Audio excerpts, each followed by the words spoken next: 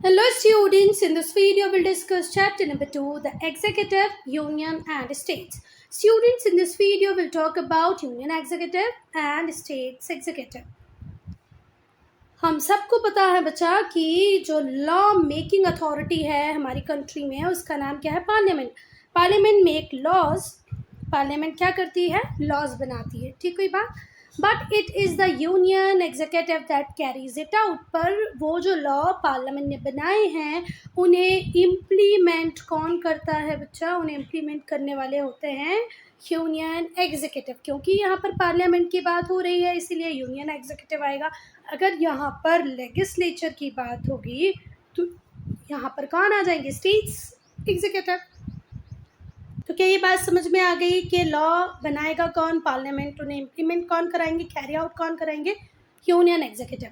जो executive head होता है कंट्री का वो होता है president. President is the executive head of the country. और जो वाइस प्रेसिडेंट है, जो प्राइम मिनिस्टर हैं, जो काउंसिल ऑफ मिनिस्टर हैं और जितने भी civil servant IAS IPS officers हैं, IFS ऑफिसर हैं, जो वेरियस एक्सपर्ट्स हैं, है ना, collectively execute the law passed by parliament. ये इन सब की ड्यूटी होगी कि जो भी लॉ पार्लियामेंट ने पास किए हैं उन्हें एग्जीक्यूट कर दे. कौन कौन करेगा बेटा executive? Vice president, prime minister, council of minister, civil servant. इस सिविल सर्वेंट में सारे लोग आ जाएंगे, सारे IAS ऑफिसर, सारे IPS ऑफिसर, IFS ऑफिसर, सब. And various experts collectively execute the laws passed by parliament. Parliament ने जो भी नियम कानून बनाए हैं उन्हें एग्जीक्यूट कराने का काम इन सब का है. ठीक है बात. तो प्रेसिडेंट कौन होता है? Executive head of India. President कौन है? एग्जीक्यूटिव्स का हेड. प्रेसिडेंट को पढ़ते हैं पहले हमने पहले भी पढ़ा है बेटा कि इंडिया एक रिपब्लिक कंट्री है. रिपब्लिक कंट्री किसको बोलते हैं? जहाँ पर कंट्री का हेड इलेक्टेड हो उस कंट्री को हम क्या कहते हैं? रिपब्लिक. जैसे UK यूनाइटेड किंगडम रिपब्लिक नहीं है क्योंकि वहाँ पर आज भी कॉन्स्टिट्यूशनल मोनार्की है. ठीक हुई बात. पर हमारा इंडिया रिपब्लिक है क्योंकि हमारे इंडिया, हमारी कंट्री का जो हेड है वो प्रेसिडेंट है और वो एक इलेक्टेड पर्सन होता है. The head of the state in a republic is an elected person. आगे बात समझ में. रिपब्लिक में जो हेड होता है वो इलेक्टेड होता है. जो प्रेसिडेंट है इंडिया के वो एक इलेक्टेड पर्सन होते हैं. डॉक्टर राजेंद्र प्रसाद हमारे फर्स्ट प्रेसिडेंट थे. Rajendra Prasad was the first president of India. India is a republic. India कैसी कंट्री है? Republic country. क्यों? क्योंकि हमारा हेड इलेक्टेड है. चलो, हमारी कंट्री का जो हेड है वो तो प्रेसिडेंट है, हमने मान लिया. पर बेटा जो रियल पावर होती है वो किसके पास होती है? प्राइम मिनिस्टर के पास होती है. जो प्रेसिडेंट है वो सेरेमोनियल और फॉर्मल हेड है कंट्री का. पर जो एक्चुअल पावर है, डिसीजन मेकिंग पावर है, वो किसके पास है? प्राइम मिनिस्टर के पास है. Prime minister is the actual real power holder in our country. President को हमने नॉमिनल हेड बना के रखा है. सेरेमोनियल फंक्शन करेगा, फॉर्मल हेड होगा. ही और सी, देखो प्रेसिडेंट ही भी हो सकता है, शी भी हो सकता है, प्राइम मिनिस्टर भी ही शी दोनों हो सकता है. अब तक की जो हमारी शी प्राइम मिनिस्टर मतलब फीमेल प्राइम मिनिस्टर थी, ये वुमेन थी, वो कौन थी? इंदिरा गांधी. इंदिरा गांधी के बाद अब तक कोई फीमेल प्राइम मिनिस्टर हमारे पास नहीं है, सारे मेल हैं. प्रेसिडेंट में इसके पहले प्रतिभा पाटिल थी और प्रतिभा पाटिल के बाद बनी है बच्चा हमारी द्रौपदी मुर्मू. ठीक हुई बात. तो अगर पूछा जाए कि prime minister, female prime minister कौन थी फर्स्ट, और अब तक की फीमेल प्राइम मिनिस्टर सिर्फ एक ही है, इंदिरा गांधी. उसके अलावा कोई भी फीमेल प्राइम मिनिस्टर नहीं बनी.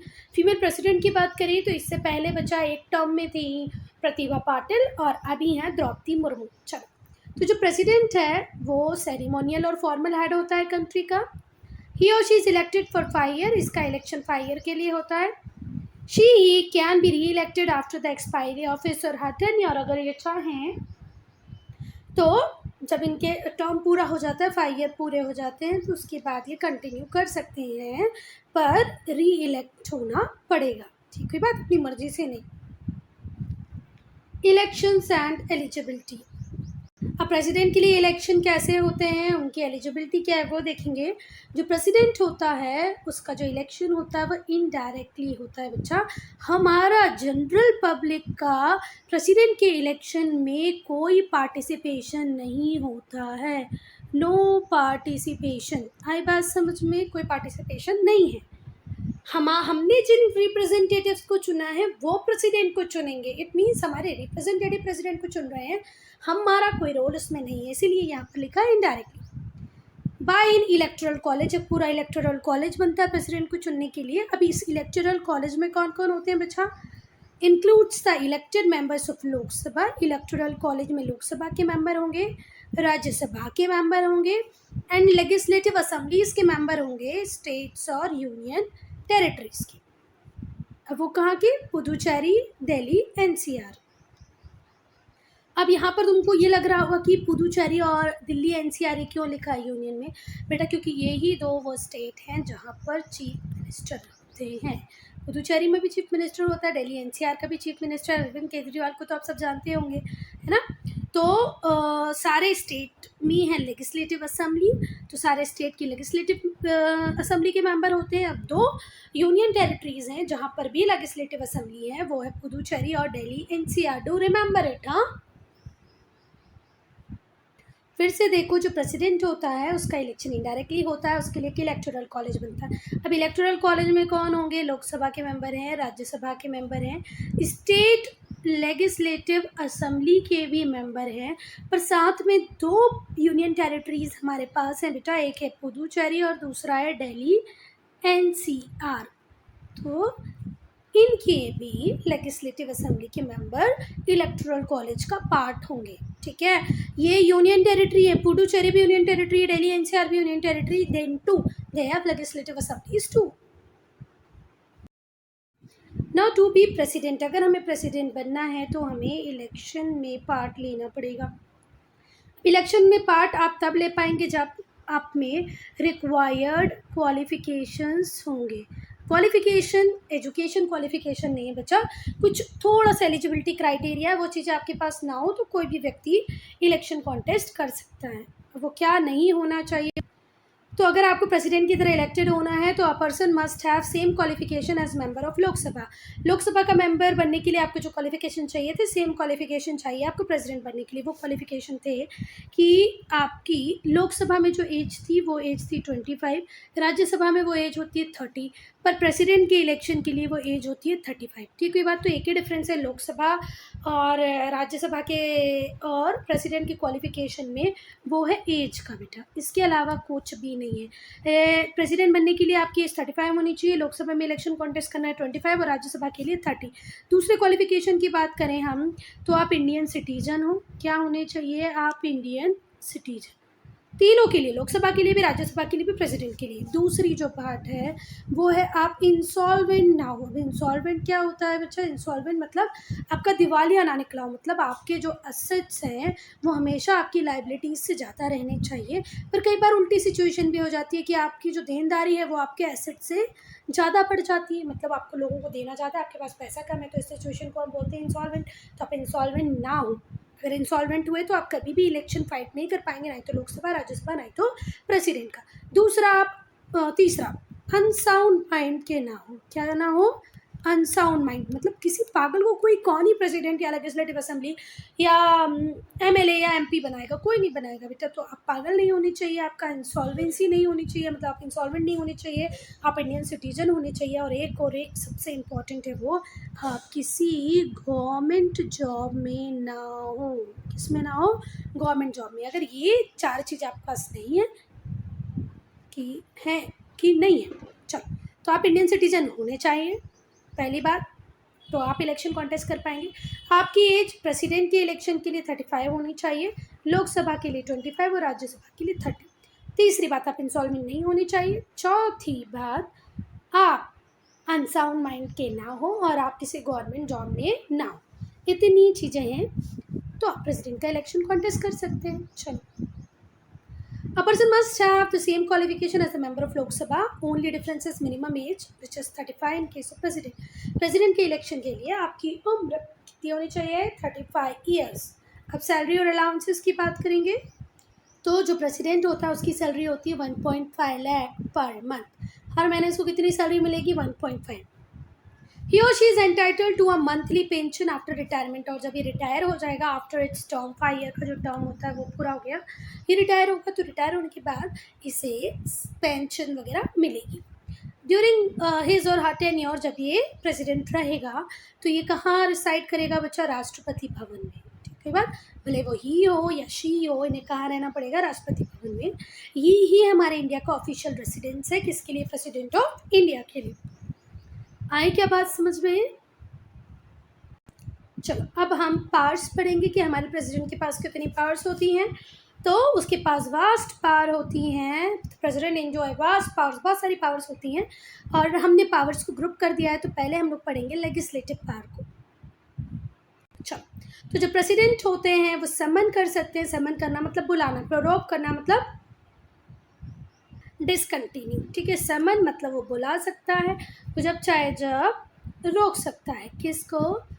ईदर लोकसभा और राज्यसभा। भले ही लोकसभा की प्रोसीडिंग उसे जब बुलाना होगा वो बुला सकता है और जब रोकना होगा तो वो रोक भी सकता है। सेम राज्यसभा के साथ, president can call Rajya Sabha, president can prorogue Rajya Sabha. Either house of parliament, parliament के दोनों हाउसेस को बुला सकता है, उनकी प्रोसीडिंग्स को रोक सकता है। जो प्रेसिडेंट का एड्रेस होता है, the president addresses the joint sittings of both houses of the parliament और each one of the house separately. President address करेगा जॉइंट सिटिंग को, दोनों हाउस जब साथ में होंगे, जॉइंट सिटिंग होगी तो लोकसभा राज्यसभा साथ में होंगे, वहाँ पर भी प्रेसिडेंट एड्रेस करेगा और कई बार वो सेपरेटली भी एड्रेस कर सकता है, लोकसभा को अलग, राज्यसभा को अलग। A bill become law only after president consent। एक बिल भले वो लोकसभा राज्यसभा दोनों से पास हो गया हो, पर वो लॉ तभी बन पाएगा, एक्ट तभी बन पाएगा तब जब उसे प्रेसिडेंट का कंसेंट मिल चुका होगा। ठीक है, ड्यूरिंग द टाइम जब पार्लियामेंट सेशन में नहीं होगी तो प्रेसिडेंट कोई भी ऑर्डिनेंस इशू कर सकता है। देखो कई बार क्या होती है, कुछ अर्जेंट सडन प्रॉब्लम्स होती हैं जिनका फटाफट से सोल्यूशन चाहिए होता है। अब लोकसभा राज्यसभा दोनों सेशन में नहीं है तो प्रेसिडेंट क्या करेगा? प्रेसिडेंट एक ऑर्डिनेंस इशू कर देगा जो कि काम करता है टेम्पररी लॉ की तरह ही, which are like temporary laws. ठीक है बात, तो प्रेसिडेंट के पास क्या पावर है बताओ? ज्वाइंट सिटिंग को एड्रेस कर सकता है, सेपरेटली किसी भी हाउस को एड्रेस कर सकता है, पार्लियामेंट के किसी भी हाउस को, लोकसभा या राज्यसभा, उसको समन कर सकता है, उसको प्रोरोग कर सकता है और जब पार्लियामेंट सेशन में नहीं होगी तो ये ऑर्डिनेंस इशू कर सकता है जो कि एक टेम्पररी लॉ की तरह काम करेगा। He she can also dissolve the Lok Sabha and order fresh election. अगर vote of no confidence pass हो जाता है तो प्रेसिडेंट लोकसभा को डिसॉल्व कर सकता है और फ्रेश इलेक्शंस की बात कर सकता है। अब हम देखेंगे एग्जीक्यूटिव पावर्स कौन सी होती है प्रेसिडेंट के पास। तो जो प्रेसिडेंट होता है बेटा वो सिंबॉलिक हेड होता है कंट्री का।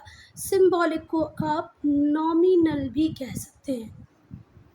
ठीक है, नाम मात्र का, सिर्फ सिंबॉलिक हेड होता है हमारी कंट्री का।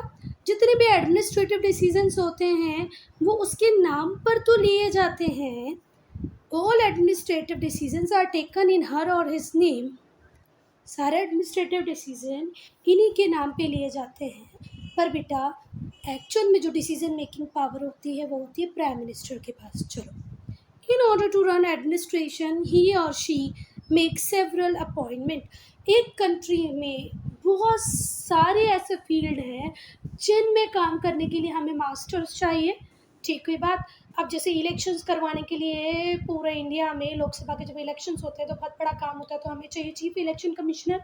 ठीक है बात, वैसे ही हमारी कंट्री में जो भी कुछ फाइनेंस से लेके काम हो रहा है रिलेटेड टू गवर्नमेंट उसके लिए हमें चाहिए CAG। ठीक है बात, तो हमें बहुत सारे गवर्नमेंट ऑफिसर्स ऐसे चाहिए होते हैं जो कंट्री के ऊपर बारीकी से नज़र रखें, है ना। तो हमारे जो प्रेसिडेंट होते हैं वो बहुत सारे अपॉइंटमेंट करते हैं ऐसे स्पेशल पोजीशंस के लिए। पहला तो ये अपॉइंट करते हैं किसको? लीडर को मेजॉरिटी पार्टी के एज प्राइम मिनिस्टर। वो पार्टी जो लोकसभा में मेजॉरिटी में आई है उसके लीडर को ही प्राइम मिनिस्टर बना देंगे। फिर ये काउंसिल ऑफ मिनिस्टर को भी अपॉइंट करते हैं किसकी एडवाइस पर? Prime minister. प्राइम मिनिस्टर जिस व्यक्ति को चुनेगा कि भैया इसे फाइनेंस डिपार्टमेंट दे दो, इसे एचआरडी दे दो, फिर इसको फॉरेन अफेयर मिनिस्टर बना दो, एक्सटर्नल अफेयर मिनिस्टर बना दो, इसे टेक्सटाइल इंडस्ट्री दे दो। तो ये प्रेसिडेंट नहीं चुनता है, चुनता कौन है? Prime minister. प्राइम मिनिस्टर की एडवाइस पे काउंसिल ऑफ मिनिस्टर को अपॉइंट करता है president. Then the governors of the state, जितने भी स्टेट्स होंगे उनके गवर्नर का अपॉइंटमेंट कौन ही कराते हैं? President. Lieutenant governors and administrators of union territories, कुछ यूनियन टेरिटरीज में लेफ्टिनेंट गवर्नर्स होते हैं, किसी में एडमिनिस्ट्रेटर्स होते हैं, तो वो भी अपॉइंट कौन ही करते हैं? प्रेसिडेंट, पर on the advice of prime minister. That is why it is written there symbolic head. काम सारा इनके नाम पे हो रहा है, पर decision making authority who? Prime minister. ये बेटा मैं इन्हीं की बात कर रही हैं, ये हैं वो कौन? प्रतिभा पाटिल, और ये first woman president of India थी। ठीक है बात। इसके बाद जो सुप्रीम कोर्ट और हाई कोर्ट के जजेस होते हैं, इन्हें भी कौन ही अपॉइंट करता है? प्रेसिडेंट। चीफ जस्टिस एंड जजेस of supreme court and high court, CJI, chief justice of India, जजेस ऑफ सुप्रीम कोर्ट, जजेस ऑफ हाई कोर्ट, इन सबको अपॉइंट कौन करता है? प्रेसिडेंट। तो अभी जो current CJI chief justice of India हैं वो हैं चंद्रचूड़, जस्टिस चंद्रचूड़। ठीक है। इसके पहले जो थे वो थे यू ललित, बहुत कम टाइम के लिए बने थे यू ललित के बाद अभी कौन है? चंद्रचूड़। ठीक है बात, जस्टिस चंद्रचूड़। तो इन्हें अपॉइंट कौन करता है बच्चा? President. Chairman and members of union public service commission, union public service commission जो सारे IAS के एग्ज़ाम को कंडक्ट कराते हैं, इंटरव्यू कंडक्ट कराते हैं, उन्हें फाइनली कहाँ भेजना है वो डिसाइड करते हैं। तो यूनियन पब्लिक सर्विस कमीशन के जो मेंबर्स हैं, उनका जो चेयरमैन है उसको भी अपॉइंट करवाएंगे प्रेसिडेंट। जो प्लानिंग कमीशन है, जो फाइनेंस कमीशन है, उसके भी मेंबर्स और चेयरमैन को कौन ही डिसाइड करते हैं? प्रेसिडेंट। अब हम देखेंगे जुडिशियल पावर। पहले हम लोगों ने देखी थी लेजिस्लेटिव पावर्स। लेजिस्लेटिव पावर में वो दोनों हाउसेस को बुला सकता है, उन्हें डिसॉल्व कर सकता है। ठीक है। लोकसभा को डिसॉल्व कर सकता है, राज्यसभा को भी डिसॉल्व होती ही नहीं, उन्हें कॉल कर सकता है, समन कर सकता है, प्ररोग कर सकता है। फिर हमने एग्जीक्यूटिव पावर देखी, तो एग्जीक्यूटिव पावर में जितने भी मेजर अपॉइंटमेंट्स हमारी कंट्री में होते हैं डिफरेंट पोजीशंस के लिए, वो प्रेसिडेंट ही कराता है। अब हम देखेंगे जुडिशियल पावर। पर एक बात बिल्कुल ध्यान रखना स्टूडेंट्स, जो राज्यसभा है वो कभी डिसॉल्व नहीं होती पूरी तरह। इसके 1/3 मेंबर हर 2 ईयर में रिटायर होते हैं। Do remember it? Judicial power. तो चलो, जो प्रेसिडेंट होता है उसके पास माफ़ी देने की पावर होती है और reduce the sentence of a person convicted of any offence. ठीक है बात। तो प्रेसिडेंट के पास पावर है कि वो किसी भी मुजरिम को जिसको फांसी की सज़ा मिल चुकी है या सेंटेंस मिल चुका है, मतलब 14 साल की, मतलब क्या बोलते हैं उसको, आजीवन कारावास, लाइफ टाइम इम्प्रिजनमेंट, और फांसी की सज़ा जिस व्यक्ति को मिलती होती है, तो वो दया याचिका दाखिल कर सकता है प्रेसिडेंट के सामने। मतलब वो पार्डन के लिए अप्लाई कर सकता है प्रेसिडेंट को। इसको शायद दया याचिका ही बोलते हैं या कुछ और बोलते हैं। इसे बेटा दया याचिका ही बोलते हैं। दया याचिका। ठीक है। और इंग्लिश में उसे कहते हैं mercy petition. Mercy petition, Hindi में दया याचिका।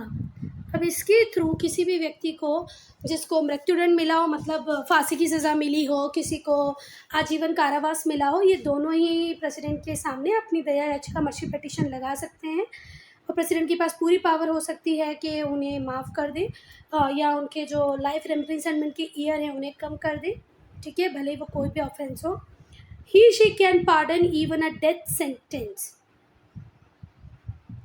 मैंने क्या बोला, ये फांसी की सज़ा को भी रुकवा सकते हैं। He she is not answerable before any court of law for discharge of his duty. और ये अगर किसी की फांसी की सज़ा माफ़ करे, किसी के लाइफ इम्प्रिजनमेंट को कम करे, तो इसके लिए ये किसी के लिए आंसरेबल नहीं है, किसी को जवाब नहीं देना होता है इनको। अब हम देखेंगे एडमिनिस्ट्रेटिव पावर्स। अब एडमिनिस्ट्रेशन में क्या क्या पावर्स हैं इनके पास। जो प्रेसिडेंट होता है उसका एक इम्पॉर्टेंट रोल होता है प्राइम मिनिस्टर के अपॉइंटमेंट में, but this selection is restricted to the leader of the party in majority. बेटा ऐसा नहीं होगा कि प्रेसिडेंट के पास पावर है कि वो अपॉइंट कर सकता है प्राइम मिनिस्टर को, तो वो हारी हुई पार्टी में से किसी को भी प्राइम मिनिस्टर बना देगा, अपोजिशन में से किसी को भी प्राइम मिनिस्टर बना देगा, बिल्कुल नहीं। वो पार्टी जिसको मेजॉरिटी मिली है लोकसभा इलेक्शंस में, उन्हीं के लीडर को वो प्राइम मिनिस्टर बना सकता है। ठीक है बात। In the house of people or a person who is in position to win the confidence of the majority in that house। अब कोई व्यक्ति ऐसा भी हो सकता है जिसके पास एक कॉन्फिडेंस हो कि वो मेजॉरिटी का वोट ले लेगा, तो उसको भी ये अपॉइंट कर सकते हैं। यूनियन गवर्नमेंट में जितने भी टॉप लेवल ऑफिशियल्स होते हैं उनको भी यही अपॉइंट करते हैं, बट किसकी एडवाइस पे? प्रेसिडेंट की एडवाइस पे। He she also select minister on the advice of prime minister. Prime minister की एडवाइस पे ये मिनिस्टर को सिलेक्ट करते हैं। प्रेसिडेंट अपॉइंट करते हैं जजेस को सुप्रीम कोर्ट और हाई कोर्ट के। जो एडमिनिस्ट्रेशन होता है यूनियन टेरिटरी का, उसको डायरेक्टली कंट्रोल करते हैं प्रेसिडेंट। ये बहुत बड़ी बात है जो अभी तक इस चैप्टर में हमने नहीं पढ़ी, जबकि हम पढ़ चुके हैं कि प्राइम मिनिस्टर को सिलेक्ट करते हैं, काउंसिल ऑफ मिनिस्टर को सिलेक्ट करते हैं, सुप्रीम कोर्ट हाई कोर्ट के जजेस को भी ये सिलेक्ट करते हैं। पर यहाँ पर एक बात बहुत इंपॉर्टेंट है, वो देखो, यूनियन टेरिटरी का जो एडमिनिस्ट्रेशन होता है उसको डायरेक्टली कंट्रोल करते हैं प्रेसिडेंट। अब हम देखेंगे फाइनेंशियल पावर्स। तो अब हम फाइनेंशियल पावर्स को देखेंगे। जो एनुअल बजट होता है बच्चा, हमारी कंट्री को कितना पैसा कहाँ कहाँ से मिलेगा, वो कहाँ खर्च करेगी, हेल्थ पे कितना करेगी, एजुकेशन पे कितना करेगी, डिफेंस को कितना देगी। जो एनुअल बजट होता है और जो सप्लीमेंट्री बजट होता है वो पार्लियामेंट में प्रेजेंट किया जाता है। ठीक है बात। इन the name of president. President के नाम से ही वो कहाँ पर आता है बच्चा? पार्लियामेंट में आता है। कोई भी मनी बिल इंट्रोड्यूस नहीं किया जा सकता पार्लियामेंट में विदाउट हर और हिज कंसेंट। इसकी कंसेंट बहुत ज़रूरी होती है, तभी मनी बिल कहाँ पर इंट्रोड्यूस किया जा सकता है? पार्लियामेंट में। He she can also sanction money from contingency fund. और अगर प्रेसिडेंट को लगता है कि कोई चीज़ है जिसका होना बहुत ज़रूरी है तो उसके लिए वो पैसा कंटिजेंसी फंड से भी इशू कर सकता है। तो फाइनेंशियल पावर भी है यहाँ पर प्रेसिडेंट के पास। देखो, एनुअल बजट पार्लियामेंट में प्रेसिडेंट के नाम से आएगा। कोई मनी बिल जो है वो इंट्रोड्यूस नहीं हो पाएगा पार्लियामेंट में इसकी कंसेंट के बिना। और अगर प्रेसिडेंट को लगता है तो वो कॉन्टिजेंसी फंड को रिलीज कर सकते हैं किसी पर्पस के लिए।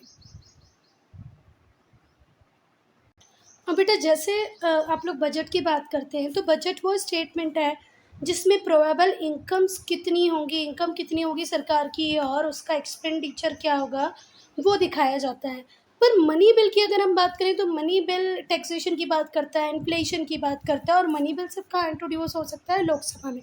तो ज़रा ध्यान रखना, बजट एनुअल स्टेटमेंट होता है of incomes and expenditure of government, and money bill is में अबाउट टैक्सेशन, कभी इन्फ्लेशन की बात करता है। ठीक है बात।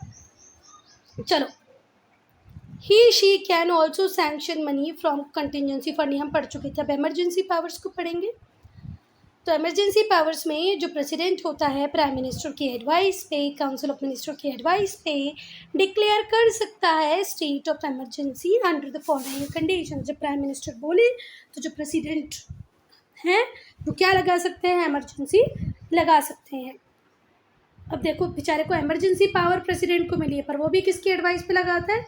प्राइम मिनिस्टर और काउंसिल ऑफ मिनिस्टर। हमारे यहाँ लगी थी 1975 में इमरजेंसी। लगाने वाली प्राइम मिनिस्टर थी इंदिरा गांधी। ठीक है बात। अब इंदिरा गांधी तो प्रेसिडेंट नहीं है ना, तो इन्होंने किसको फोर्स किया? फखरुद्दीन अली। फखरुद्दीन अली जो थे वो उस टाइम कौन थे?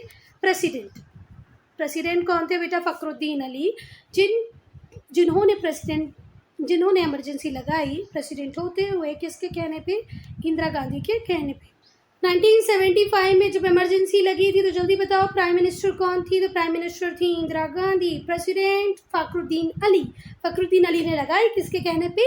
इंदिरा गांधी के कहने पे। चलो, अब किस किस सिचुएशन में लगाई जा सकती है? If there is an internal crisis, कोई इंटरनल क्राइसिस हो, सिविल वॉर हो। सिविल वॉर का मतलब क्या होता है बच्चा? जब एक कंट्री के लोग आपस में ही लड़ने लगे तो उस सिचुएशन को हम क्या कहते हैं? Civil war. जैसे हमारा नदर्न इंडिया लड़ने लगे सदर्न इंडिया से, या ईस्टर्न इंडिया लड़ने लगे नदर्न इंडिया से, तो इसको क्या बोलेंगे? Civil war. आई बात समझ में? वॉर दो कंट्रीज़ के बीच में होता है। अगर इंडिया और पाकिस्तान लड़ेंगे तो वो क्या होगा? वॉर।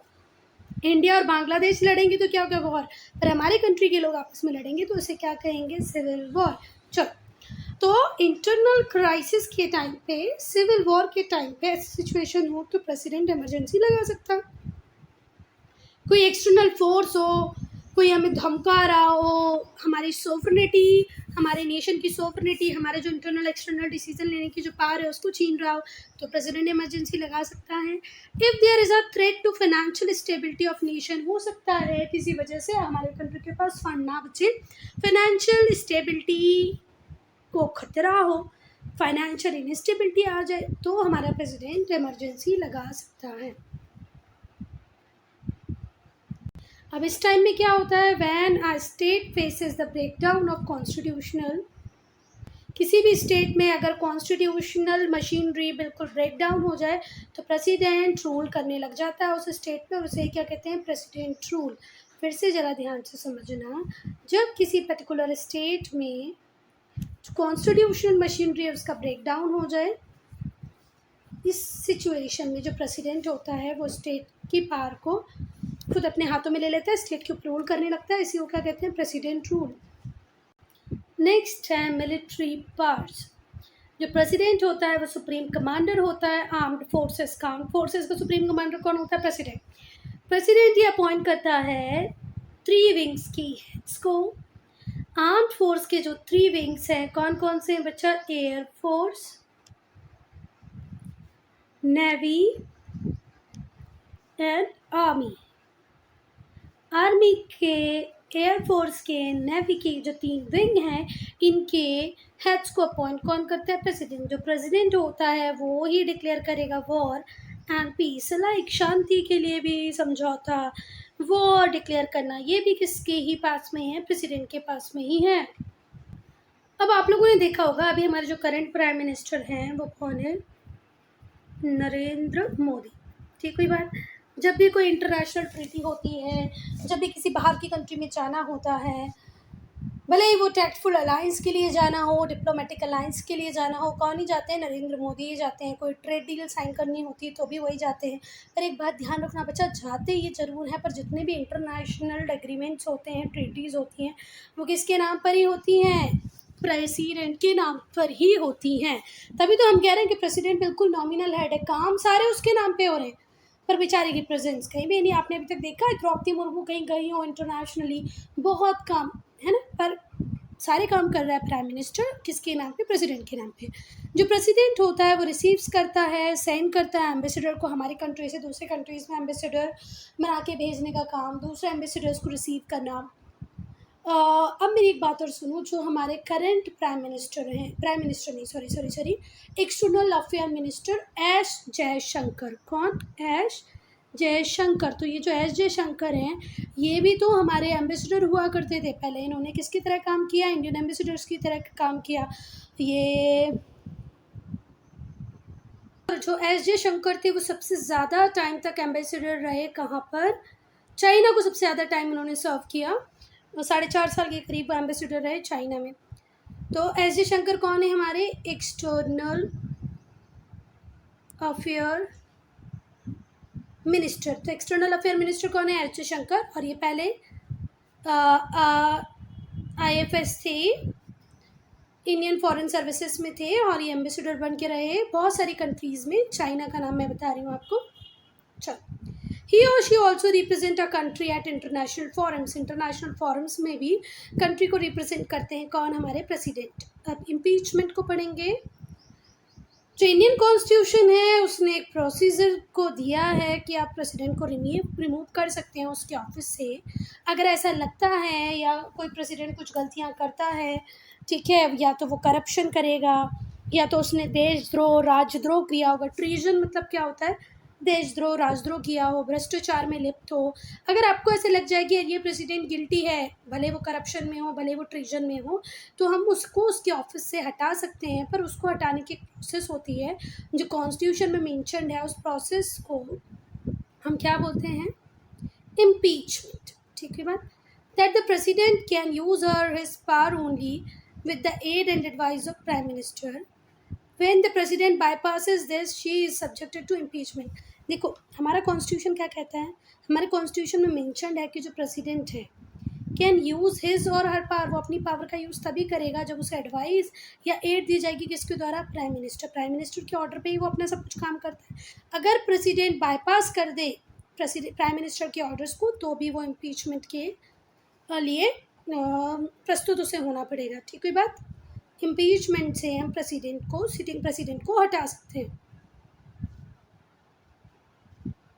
बेटा इस फ्लो चार्ट में प्रेसिडेंट की पावर सी दी गई है। पहले लेजिस्लेटिव पावर की सेशंस को कॉल करेगा, अपनी कंसेंट देगा बिल को और ऑर्डिनेंस इशू करेगा जो कि एक टेम्प्ररी लॉ की तरह काम करेंगे। दूसरी पावर की बात करेंगे, सुप्रीम कमांडर होता है आर्म फोर्सेस का। ये तीनों विंग के हेड्स को अपॉइंट करता है, एम्बेसडर को साइन करता है, रिसीव करता है, सारी ट्रीटी इसी के नाम से होती है। एग्जीक्यूटिव पावर में आएगा कि prime minister, council of minister, governor, commissioner सबको अपॉइंट करता है, चीफ जस्टिस ऑफ इंडिया को अपॉइंट करेगा।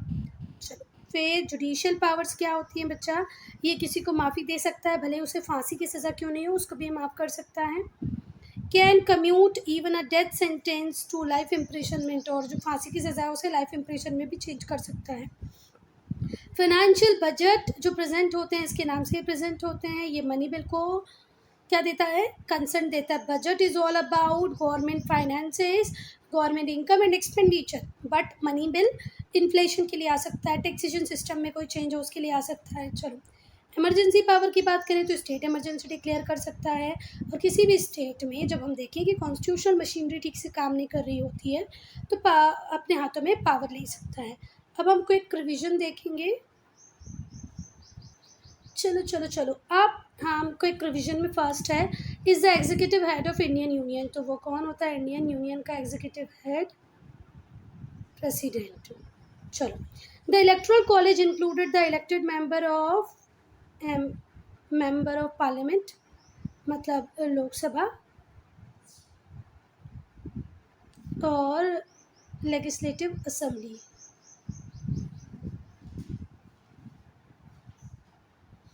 तो क्या क्या आएगा बच्चों? यहाँ पर ना लिख के मैं यहाँ लिख दे रही हूँ, लोकसभा के मेंबर्स भी आएंगे, राज्यसभा के मेंबर भी आएंगे और लेजिस्लेटिव असेंबलीज़ के मेंबर भी आएंगे। और उन लेजिस्लेटिव असेंबली में पुदुचेरी और दिल्ली एनसीआर के मेंबर्स भी होंगे। देखिए ये यूनियन टेरिटरीज हैं इसलिए अलग से बता रहे। तो क्या यहाँ लिख दूँ छोटा छोटा? लोकसभा के मेंबर, राज्यसभा के मेंबर और लेजिस्लेटिव असेंबली के मेंबर्स।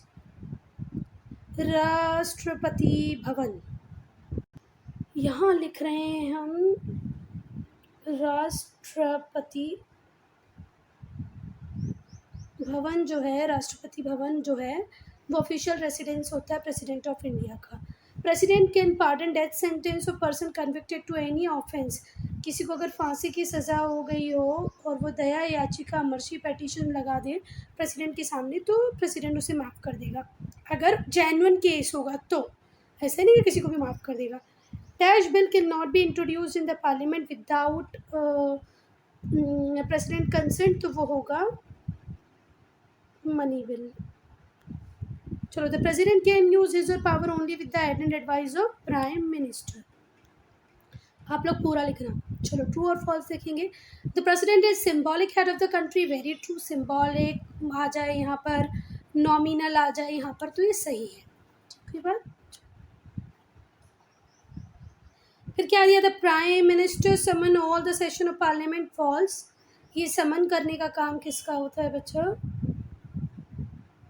प्रेसिडेंट का। All administrative decisions are taken in the name of president, yes true.